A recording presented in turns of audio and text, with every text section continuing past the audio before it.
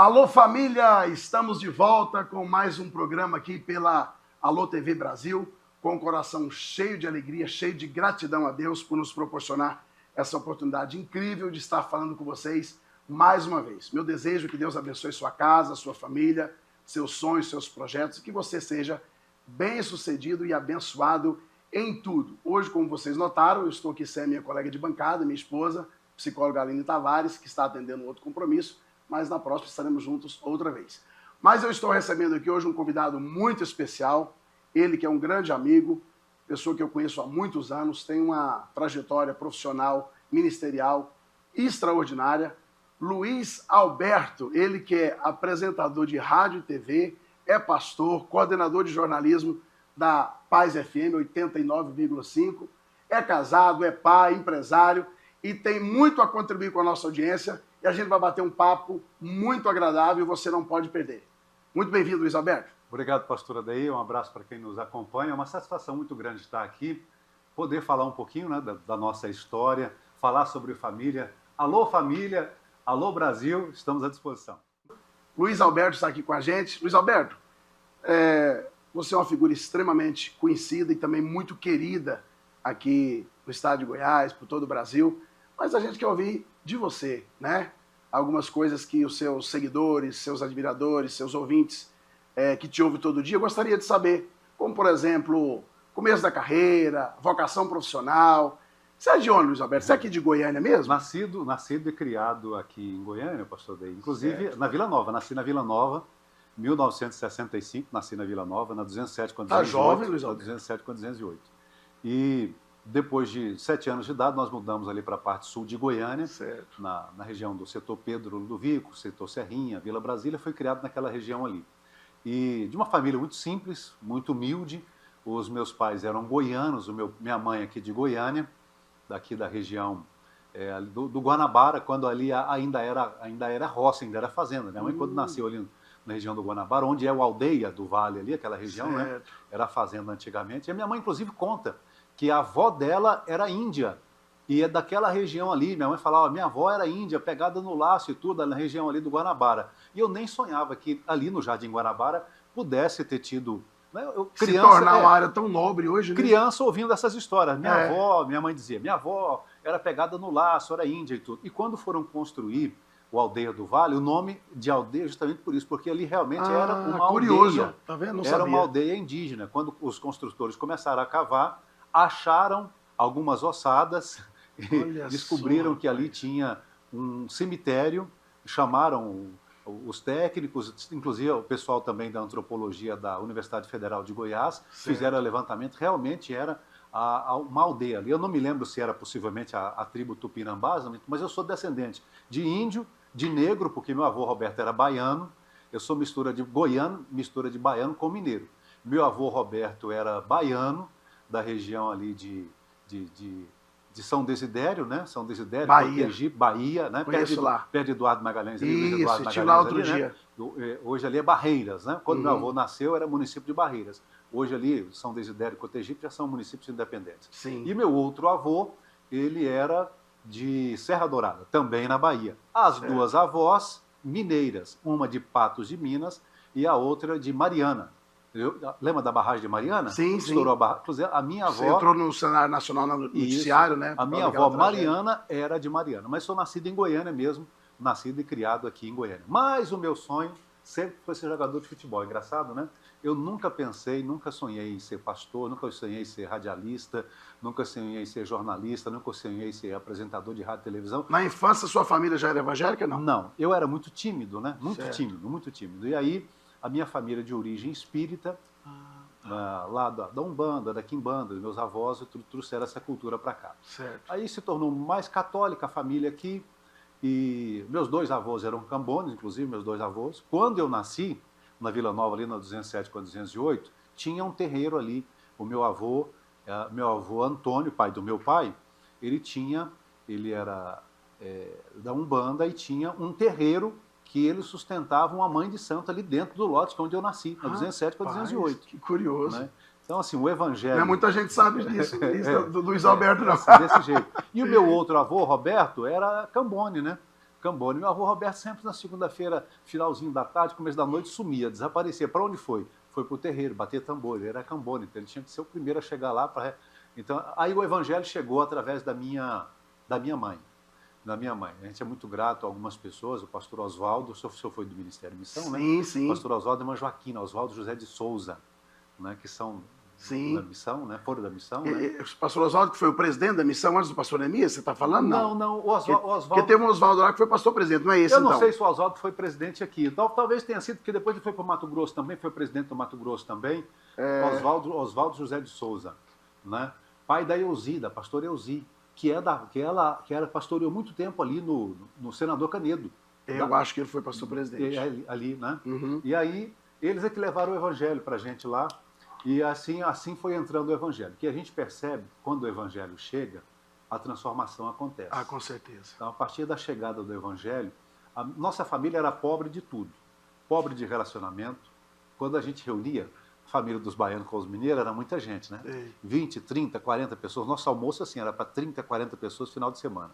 Mas reuniu a família, já dava uma festa. Reunia a família, dava uma festa. Mas a festa não demorava muito, porque havia muita intriga. Então, assim, mas inexplicável, até o evangelho chegar. Então, assim, a gente era pobre de tudo, de relacionamento, vivia brigando, sem motivo. As mulheres morriam muito cedo, 40 e poucos anos, vítima de doença, de enfermidade. Meu Deus do céu. Pobre culturalmente, pobre financeiramente. Quando o evangelho chega, o evangelho de Jesus, as coisas começam a mudar. Coisa linda. Começa a transformar. Então, assim começa a minha história, que começou na Vila Nova, e eu tinha sonho de ser jogador de futebol, de ser goleiro. Pois é, então, me fala sobre... Gente, Luiz Alberto também é cultura, viu? Já passou por tribo indígena aqui, já falou um monte de coisa. Agora, você chegou a treinar em algum clube, chegou a entrar numa escola de futebol, chegou a pensar em seguir carreira, ou ficou só na vontade? Eu passei um ano, aos meus 17 anos de idade, tentando uma vaga no juvenil do Vila Nova. Como eu nasci na Vila Nova, né? Uhum. Tentando uma vaga no juvenil do Vila. Mas quando eu cheguei, a equipe já estava toda formada. O Paulinho Benga era o técnico na época. Você tinha que idade nessa época? Juvenil, eu tinha 17 anos. Com 17 anos você deveria ter 1,80m tranquilo. Tinha, 1,83m. Você tem hoje o quê? 1,98m. 88.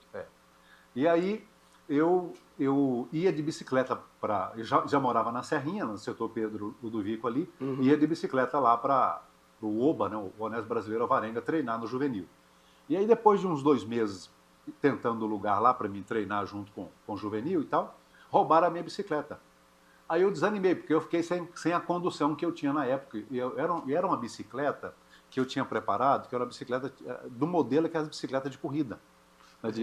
Eu gostava de pedalar, né? Gostava, né? Então a minha bicicleta tinha... As peças eram tudo japonesa, italiana, né? Foi um prejuízo grande na época. Na época foi. Valia um dinheiro bom, que eu mesmo montei peça por peça assim. Só, rapaz. Porque eu gostava de pedalar também. Tinha uns amigos meus que eram ciclistas, inclusive tinha um tio meu tio Joãozinho, era ciclista profissional, então assim, a gente tinha na família alguém que era ciclista. Está uma matéria, o atleta que desistiu da carreira porque roubaram a bicicleta dele. Aí, eu falei, rapaz, não vai dar certo. Aí um amigo meu, o Edmar, apelidado de Topeira, falou, Luiz, a gente estudava junto, né? Ô Luiz, eu estou treinando no Goiânia lá, rapaz, seu Zé Vieira está precisando de goleiro, vai começar o Campeonato Goiano e está precisando de goleiro. Eu indiquei você, ele falou, traz ele aqui. Aí me levou para o Goiânia, né? E aí eu comecei a treinar nos juniores do Goiânia. Com 2 meses já comecei a treinar, com 2 meses já comecei a jogar, disputei o Campeonato Goiano. Olha só, rapaz. Aí fui goleiro dos juniores, né? Aí no final daquele ano, eu com 18 anos de idade, no final já joguei o campeonato inteiro, né? Juniores, campeonato estadual, né? Jogamos contra o Vila, várias vezes, o Vila, o Goiás, o Atlético, a Napolina, a Nápoles, era campeonato estadual. E aí no ano seguinte... me chamaram para ser o 3º goleiro do profissional. Aí eu comecei a treinar com profissional tempo integral, né? Então eu treinava com profissional em tempo integral já e continuava goleiro dos juniores, né? Certo. Então na época era o Nascimento, que era o goleiro, inclusive Morenão, assim, igual o senhor, assim, ó, igual o pastor ADI, né? Gente boa, né? Ele era de São Paulo. O Nascimento foi um dos goleiros mais famosos aqui, quem acompanhou. Jogou no Vila, jogou no Goiás, jogou no Goiânia, jogou no Atlético. Rapaz, então você teve bem encabeçado nessa. Bem. E aí, quando eu com 19 anos, que já estava mais próximo de profissionalizar, eu resolvi mudar de profissão.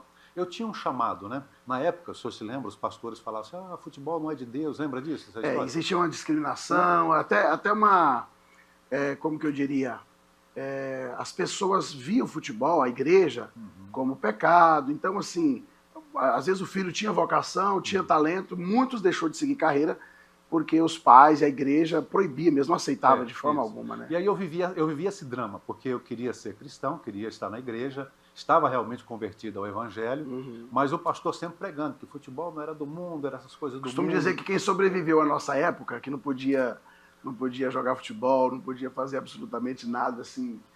rapaz, a gente tinha uma resiliência, né, uma resistência. Hoje, lamentavelmente, a gente vai falar sobre isso também daqui a pouco, as pessoas estão muito vulneráveis, né? Qualquer coisinha o camarada desiste. A gente desistia de tudo, menos de ser crente, né? Isso. Hoje as pessoas é o contrário, desistem da igreja por outra coisa qualquer. E eu vivia, pastor Ney, essa crise, porque eu gostava do futebol e tinha no futebol como um sonho de carreira mesmo, né? Mas aí o pastor pregava, futebol é pecado e não pode envolver com as coisas do mundo e tudo. Você vive uma crise, né? E aquilo me perturbava muito. Então um dia eu fiz uma oração lá na Vila Olímpica, né? No campo do Goiânia Esporte Clube, tinham 3 campos, ainda tem esses 3 campos lá ainda, né? O profissional treinava no de cima, os juniores treinavam no de baixo e o juvenil e outras categorias de base treinavam no mais embaixo. E aí um dia a gente estava preparando o Goiânia estava se preparando, nessa época já era o 2º goleiro profissional já, era o 2º goleiro. E aí eu fiz uma oração. O Goiânia estava se preparando para a Taça de Prata, 1985, Taça de Prata. É o Campeonato Brasileiro, a Série B. Era a Série B na época, né? Aí eu fiz uma oração, terminamos de almoçar, já estava naquela fase de preparação, faltavam 2 semanas para começar o campeonato. Aí eu saí a gente já almoçava lá, treinava de manhã, almoçava, descansava um pouquinho, treinava à tarde, ficava em tempo integral na Vila Olímpica. Aí terminei de almoçar e saí sozinho, fui para o campo do meio, sentei no pé da trave assim, fiz uma oração. Olhei para o sol assim, falei assim... Estava um sol, que era 1h da tarde. Tinha acabado o Globo Esporte. Eu sabia que era 1h, tinha acabado o Globo Esporte. A gente almoçava, assistia o Globo Esporte, ele descansava um pouquinho, depois ia treinar. Aí fiz uma oração, olhei para cima assim, lembro que estava um sol bem, bem forte. Falei, Senhor, se o Senhor então tem um plano para mim fora do futebol, eu aceito, eu até deixo o futebol. Mas me usa para falar para o Brasil daquilo que o Senhor tem feito na minha vida. Fiz essa oração. Rapaz, no pé da trave. Oração muito no forte pé da trave. isso, Isabel. Então me usa E o indivíduo que gosta de futebol, que tem sonho, ele não larga por qualquer coisa. Até a gente que gosta só de brincar, tem uns amigos meus que já passou da idade, tá todo contundido, já operou o joelho, mas tem uma pelada e ele tá lá no meio. Porque gosta, né? É bom, é bom. E é assim, era a paixão da minha vida, né? Aí eu lembro que eu fiz essa oração. Se o Senhor, então, tem alguma coisa para mim, para me usar na igreja, então eu saio daqui com uma condição. Me usa para falar para o Brasil daquilo que o Senhor tem feito na minha vida. Olha, fiz uma oração muito sincera, só que muito além daquilo que eu imaginava, porque naquela época não tinha internet, né? Eu não tinha ninguém famoso na família, não tinha, né? Então, assim... Foi uma oração ousada. Ousada. De sinceridade. Mas você vai me contar isso depois do intervalo comercial, porque agora eu fiquei curioso para saber como que começou o Luiz Alberto, o atleta, a gente já sabe, né? Daqui a pouco a gente vai saber como que começou a carreira do Luiz Alberto, apresentador de rádio, televisão, jornalista. A gente já volta.